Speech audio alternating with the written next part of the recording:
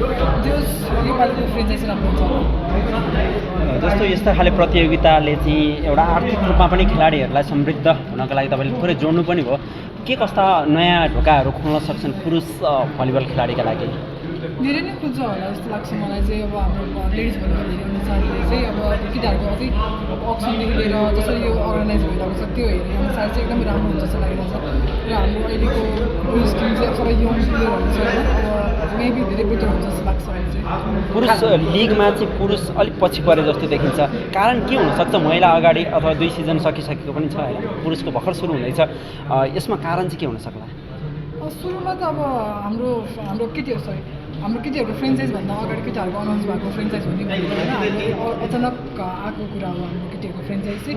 अब यो सङ्घले पनि डेट हाम्रो फिक्स गरिदिनु भएको सुरुमा। अब अर्गनाइज टिममा पनि भर पर्छ होला। हाम्रो चाहिँ अब इन्टर बियर चाहिँ चाँडो भइदियो अनि अर्गनाइज चाँडो भइदियो भनेर कारणले गर्दा पनि त्यस्तो भएको र केटाहरूको चाहिँ अहिले राम्रो सुरुवात भइरहेको छ। जस्तो अब यसमा आर्थिक रूपमा अलिकति जोड्दै गर्दा विदेशी महिला खेलाडीहरू पनि रहने छन्, पुरुष पनि एकदमै धेरै छन्।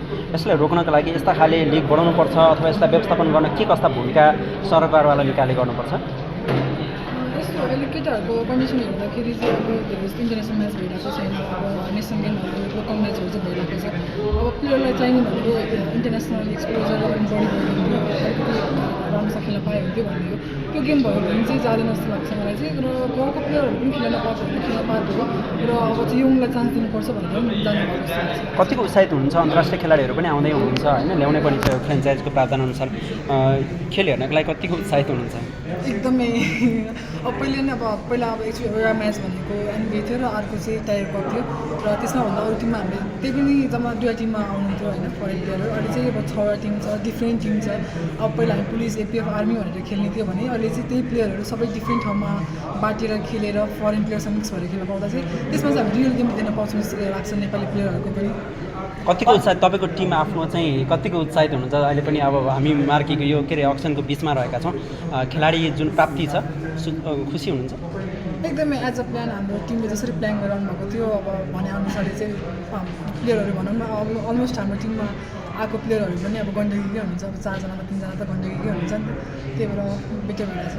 अन्तिममा एउटा प्रश्न, जसरी अब यो खेललाई चाहिँ भलिबल खेललाई चाहिँ सरकारले एउटा राष्ट्रिय खेल घोषणा गरिसकेको छ होइन, लामो समय पनि भइसक्यो। तर जुन किसिमको लगानी सरकारको हुनुपर्ने हो, पूर्वाधार हुनुपर्ने हो, तपाईँहरूले जुन भोगिराख्नु भएको छ नि, जस्तो ट्रेनिङ सेन्टरहरू पर्याप्त नहुनु, जस्तो आफ्नै एउटा हल नहुनु, एउटा नेसनल गेम को चाहिँ भनौँ न अब यस्तो हुन्छ कस्तो प्रभाव पर्छ एउटा खेलाडीहरूमा चाहिँ?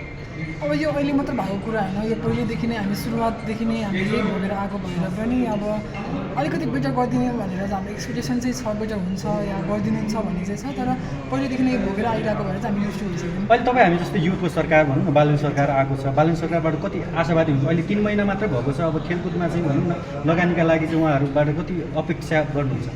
एकदमै छ, किनकि बालन सरकारले पहिलादेखि नै अब हेरिरहनु भएको होइन, भलिबलमा नै आएर हामीलाई सपोर्ट गरिदिनु भएको थियो, क्रिकेटमा नि गइरहनु भएको छ, फुटबलमा नि गइरहनु भएको थियो, हरेक गेममा गइरहनु भएको छ। त्यही अनुसारले नै मेन उहाँको नजर चाहिँ गेममै छ जस्तो लाग्छ मलाई चाहिँ, स्पोर्टमै छ जस्तो लाग्छ। Thank you.